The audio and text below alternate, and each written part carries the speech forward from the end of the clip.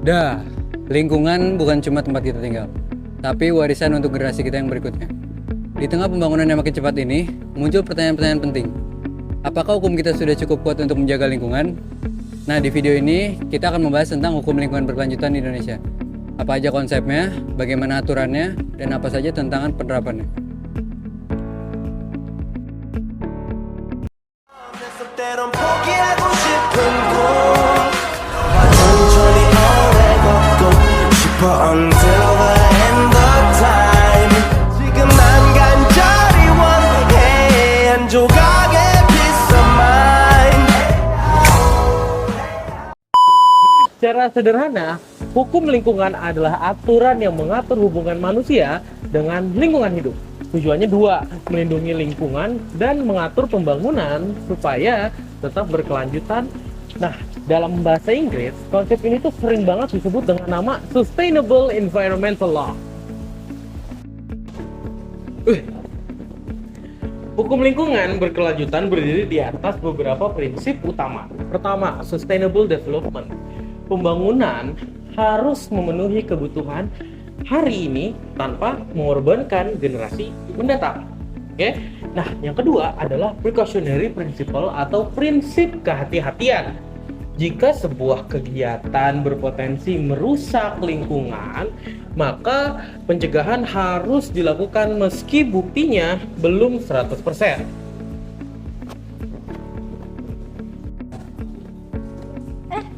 Makasih ya buat yang tadi. Aman. Nah, yang ketiga ada filter pays principle. Siapa yang merusak lingkungan, dialah yang harus bertanggung jawab. Yang keempat, prinsip pencegahan. Lebih baik mencegah kerusakan daripada memperbaikinya. Nah, yang kelima adalah partisipasi masyarakat. Masyarakat punya hak untuk tahu, mengawasi, dan memberi pendapat terhadap kegiatan yang berdampak pada lingkungan.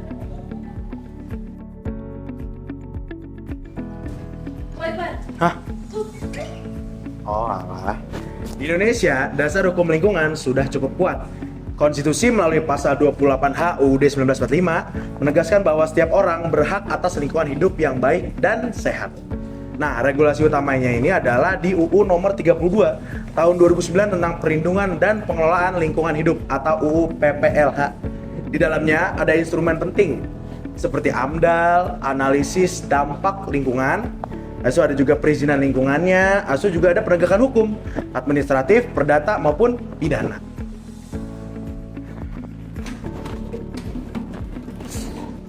Siapa sih naruh di sini? Sayangnya, berbagai kasus besar menunjukkan bahwa hukum saja tidak cukup.